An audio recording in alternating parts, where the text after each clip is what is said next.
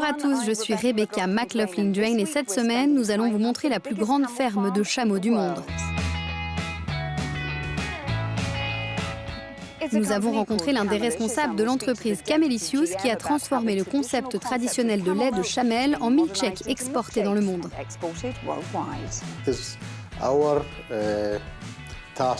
Notre rôle est de montrer aux gens qu'il est important de consommer du lait de chamelle et de leur exposer ses bienfaits.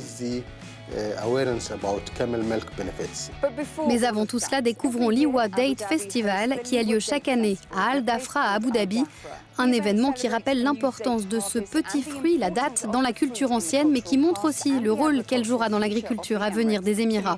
Salim et Saïd s'y est rendu pour nous.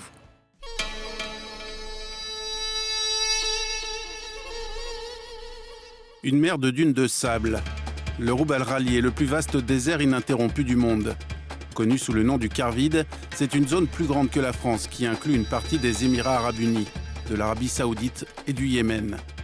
Et sur le côté nord du désert d'Abu Dhabi, il y a l'oasis de Liwa, où se tient le festival annuel de dattes.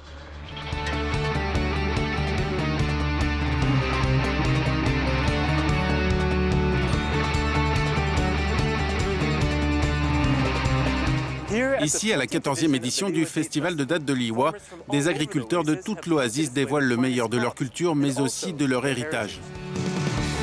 On peut voir ici les 4 étapes de maturité des dattes. La première est appelée Ralal, le fruit à la peau verte est ferme et est amer en goût. La deuxième est appelée Bassar, la datte est plus claire et jaune ou de couleur rouge. Elle est encore ferme, mais son goût est plus doux. La troisième est appelée Ratob. Elle intervient en juillet-août quand le fruit se caractérise par une moitié douce comme du miel et l'autre moitié croquante. Et la dernière étape est Tomor, quand les dattes sont parfaitement mûres et sèches. C'est l'étape où elles sont habituellement exportées dans le monde par les principaux pays producteurs, comme l'Arabie saoudite et l'Iran.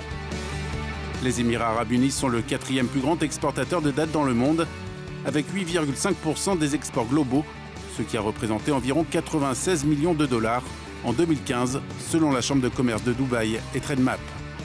En dehors du business, les dattes ont aussi une place de choix dans le cœur des Émiratis.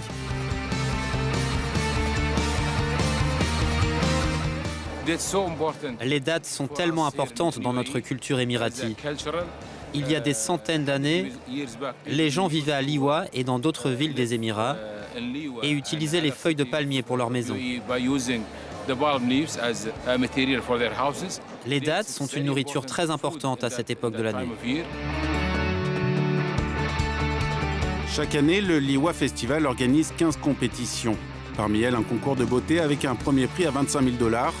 Comme tout concours de beauté, les participants doivent remplir un cahier des charges très strict. Alors, comment doit être la date parfaite pour ce concours?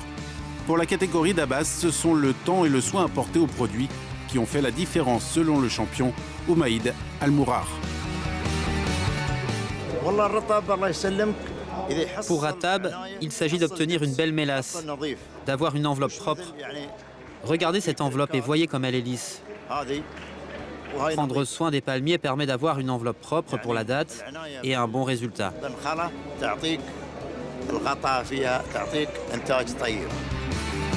Ce salon ne porte pas que sur le fruit. Des traditions de la culture bédouine des Émirats sont aussi mises en avant, comme le rôle des femmes qui travaillent dans le secteur agricole. Traditionnellement, elles tissent des paniers à partir d'écorces de palmier pour stocker et porter les fruits après récolte.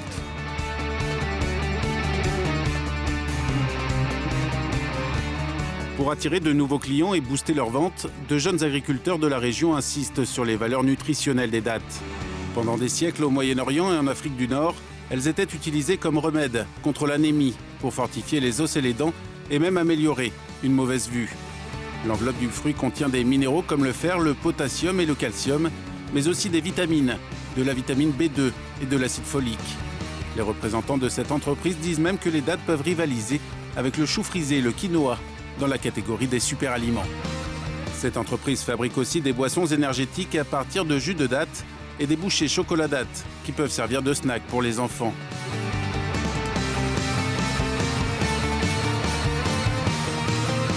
Cet agriculteur palestinien veut lui aussi faire croître son marché. Il est venu de Jéricho pour montrer ses produits. Les gens ne savent pas qu'en Palestine, nous avons des palmiers et des dattes, les meilleurs du monde. La variété Mejoul est surnommée reine des dattes. Son goût est différent. Les dattes palestiniennes ont moins de fibres et plus de sucre. Riyad pense que la qualité de ces dattes vient de l'air sec et du climat plus frais de son pays natal, près de la mer Morte. Il prévoit déjà de revenir l'année prochaine.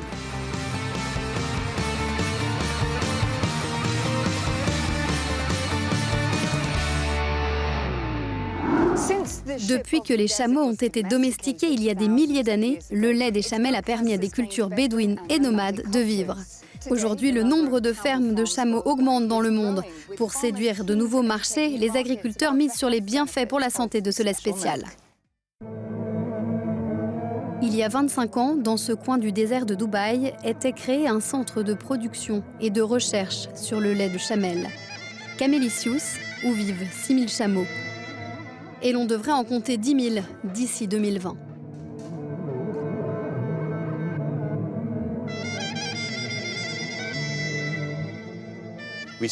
Nous faisons toujours venir des animaux de l'extérieur, mais nous avons aussi notre propre programme de reproduction.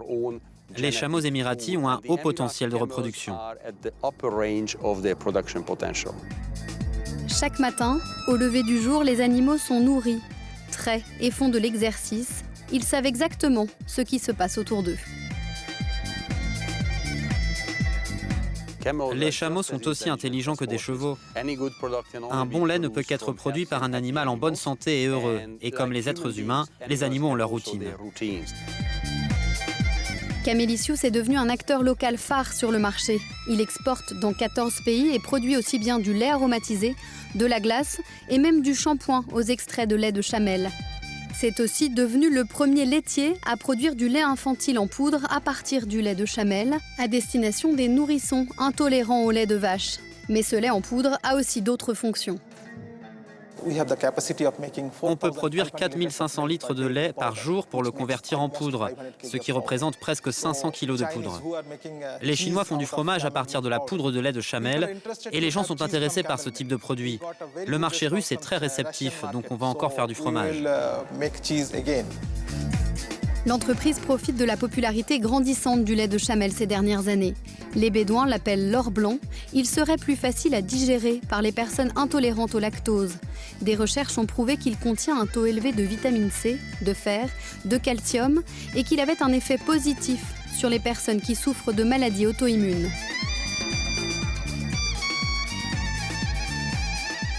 Moutacher Al-Badri de Camélicius nous a invités à prendre un camelchino et à faire un tour dans la ferme pour parler de l'avenir de son entreprise. Soyez le bienvenu dans Inspire Middle East. Le marché du lait de vache est très ancré. Comment pouvez-vous rivaliser ? C'est un grand défi, mais les gens qui apprennent quels sont les bienfaits du lait de chamelle passent du lait de vache au lait de chamelle. Le lait de chamelle aide les diabétiques, les enfants autistes, les patients atteints de cancer à se remettre. C'est ça qui fait que les gens changent pour le lait de chamelle.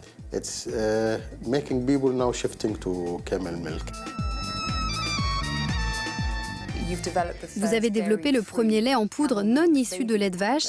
Est-ce facile d'éduquer les mères en ce sens ? Notre formule pour bébé a été développée après des recherches sur les allergies à la protéine de lait. On a envoyé de la poudre de lait de chamelle à l'hôpital pédiatrique de Mexico. Ils ont nourri les enfants allergiques au lait de vache avec. Ils l'ont bu facilement et ont publié une recherche scientifique dessus.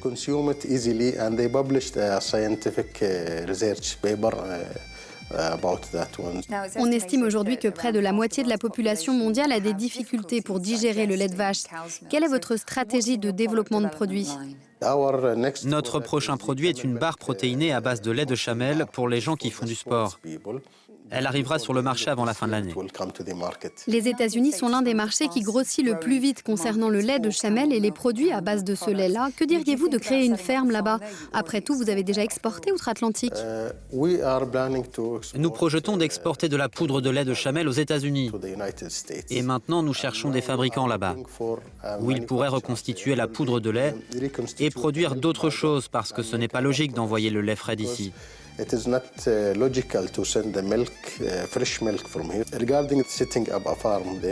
ce qui est de créer une ferme aux États-Unis, nous avons un système de franchise et de licence.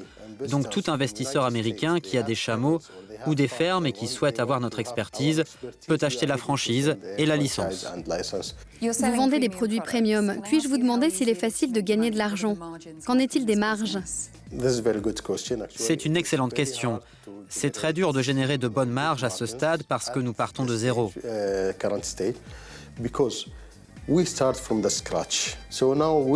Aujourd'hui, on se développe et on augmente le nombre de produits qu'on propose. On ne commerce pas avec le lait frais parce que sur le lait frais, il n'y a pas de marge. Il revient très cher. Donc nous envisageons de créer d'autres produits comme des glaces, des fromages, la barre protéinée dont on a parlé, la formule pour bébé et toutes sortes de produits. Ce fut un plaisir. Merci beaucoup pour votre temps. Je vous en prie. Eh bien, c'est tout pour aujourd'hui. N'oubliez pas que vous pouvez revoir tous nos épisodes en ligne sur euronews.com. Et avant de vous quitter, voici ce qui a attiré l'attention de notre équipe sur les réseaux sociaux. Sonam des États-Unis a posté cette photo d'elle dégustant un camelchino dans un palace d'Abu Dhabi. Et Nila d'Indonésie, qui vit dans la capitale depuis 8 ans, a pris cette photo de sa première visite au Liwa Date Festival.